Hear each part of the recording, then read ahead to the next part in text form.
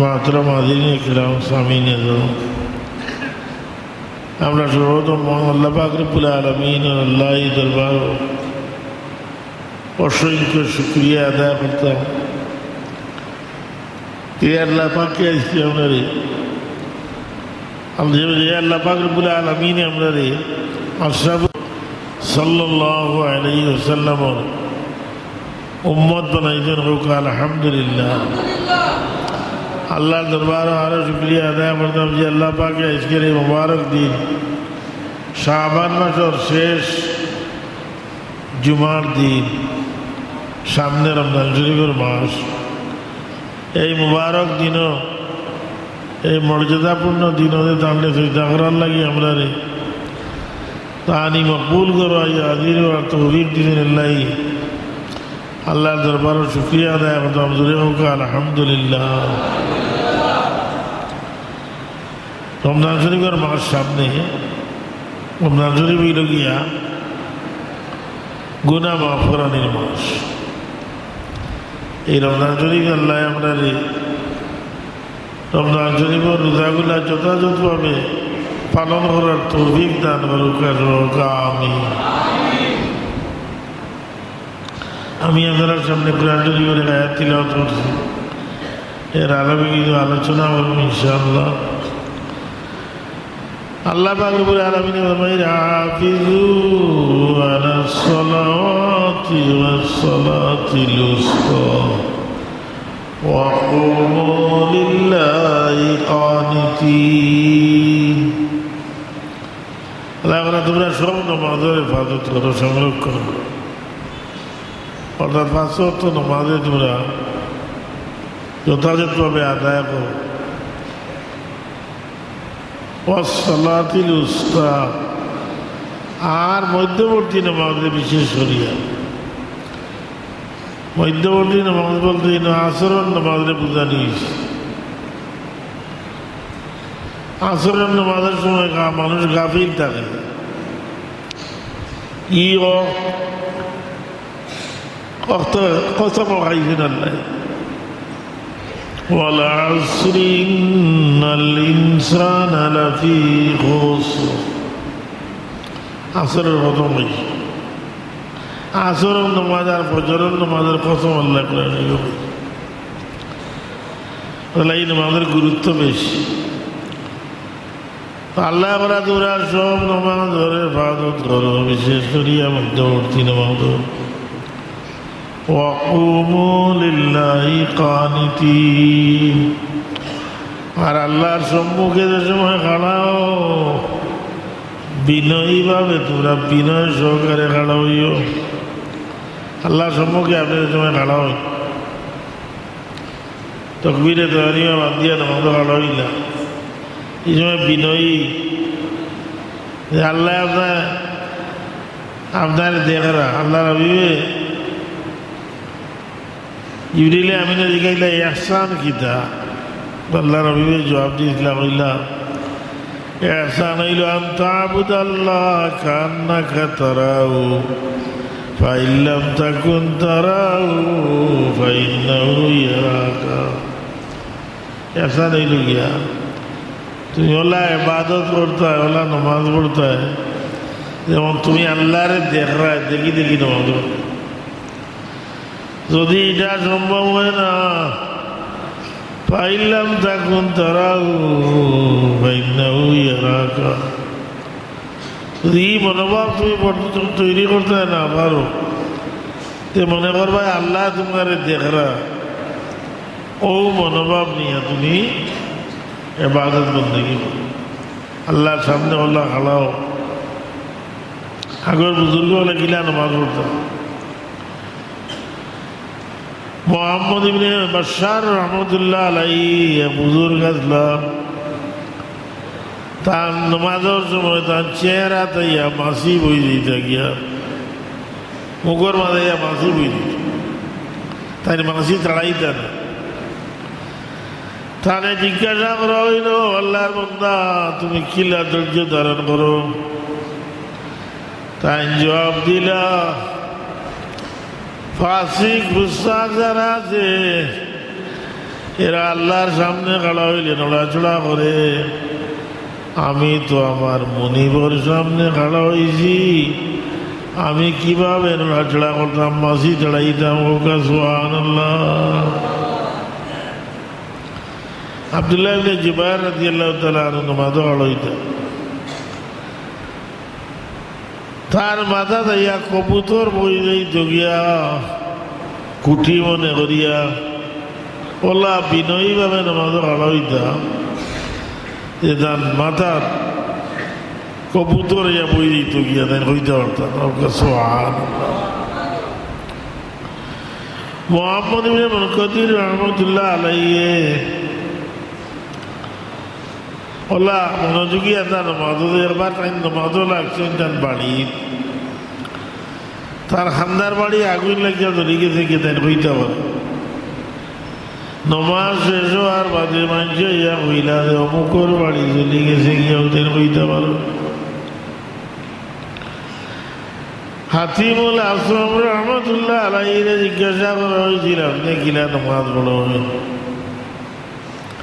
তাই দেখুন যে আমি বালা করিয়া অজুজু করিয়া ও মনোভাব লইয়া যায় নমাজ পড়াই যে আমার ডাইনে বেশ বাউয়ে দুজক, আমার পিছনে মালাকুল মউত খাড়া, আর আমার পিছনে মালাকুল মউত খাড়া, আর এটা আমার জীবনের শেষ নামাজ। ও মনোভাব ব্যক্ত করিয়া আমি নামাজ আদায় করি। হোক সুবহানাল্লাহ। ইমাম বুখারী রহমতুল্লাহ আলাইহি একবার জোহরের নামাজ পড়িয়া নফল নামাজ পড়া, তার কাপড়ের ভিতরে একটা বিচ্ছু ঢুকি গেছে গিয়া ঢুকিয়া তানে কয়েক জায়গা দংশন করে দিয়েছে। নমাজ বাদে ইমাম বুখারী রহমতুল্লাহ আলাইহি কইল যে আল্লাহর বান্দা এই তো নফল নামাজ আপনি চাইলে ছাড়িতে পারলেন, বিচ্ছির কাপড় আপনি হাঙ্গা জল লাগে। ইমাম বুখারী রহমতুল্লাহ আলাইহি কই আমি যে আয়াত পড়ছি এই আয়াত আমার কাছে বড় মজা লাগছে, যার কারণে আমি নামাজ ছাড়তাম পারছি না। সুবহানাল্লাহ।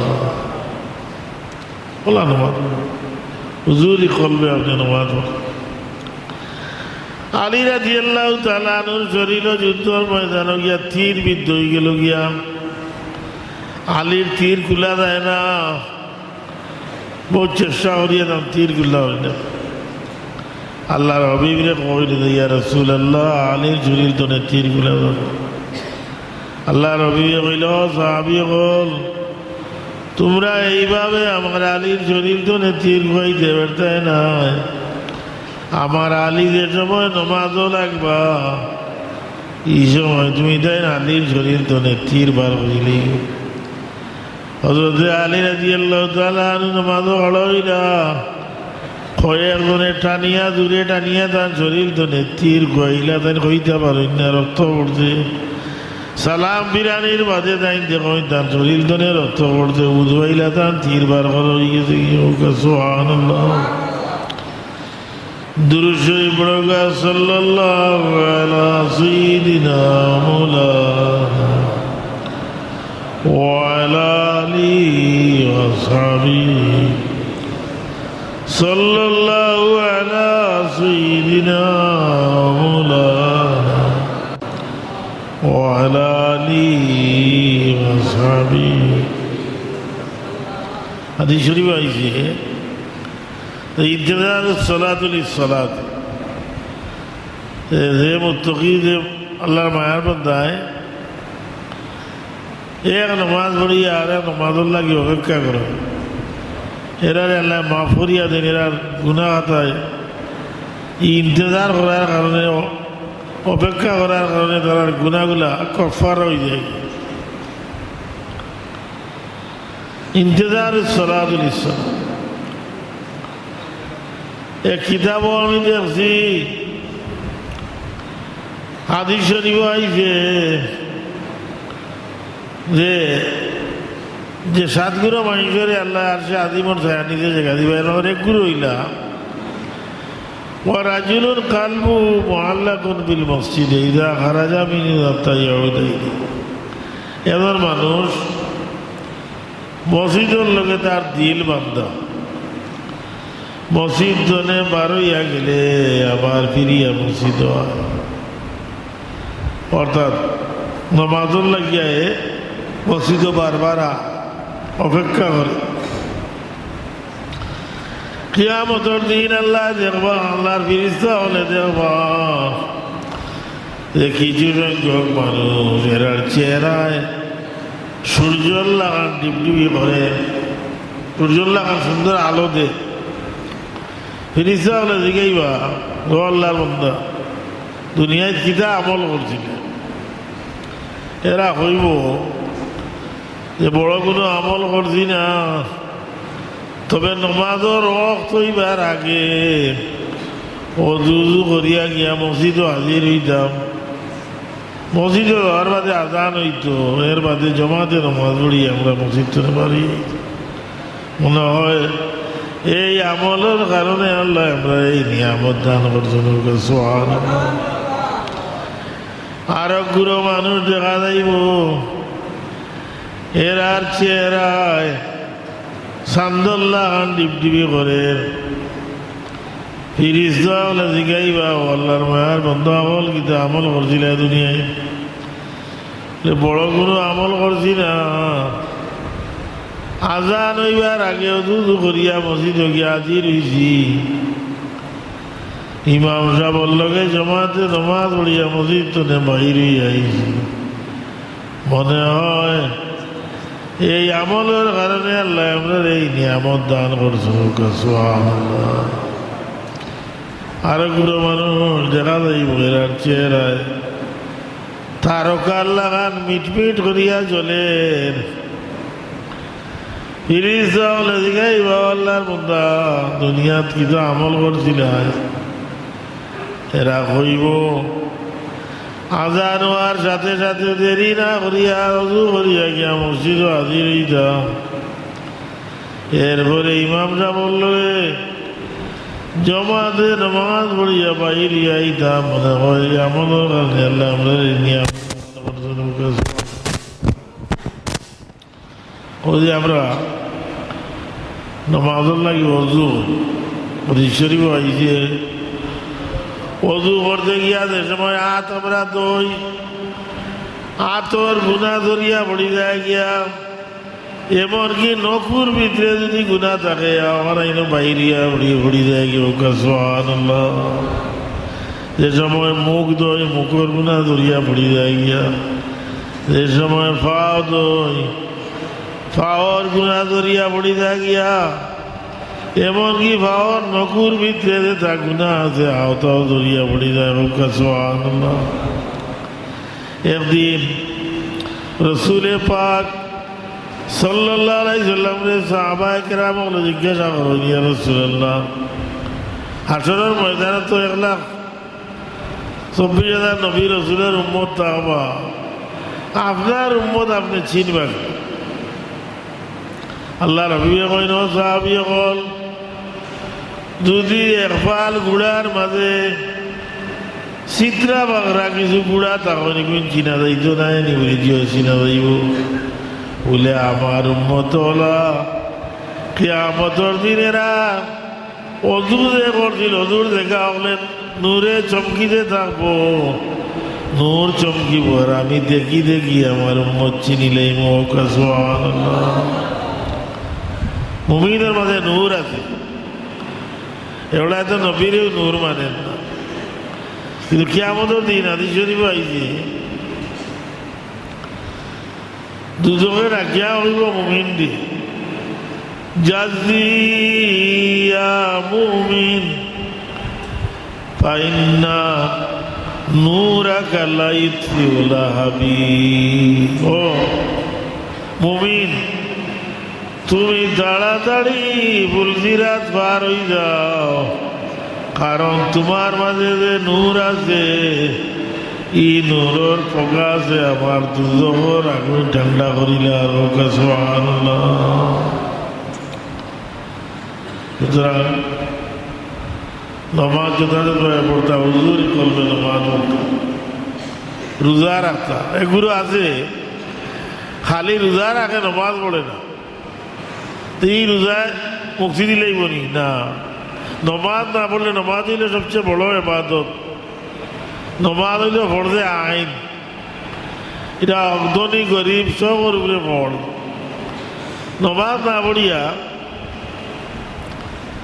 আর খালি রোজা রাখলে হইত না।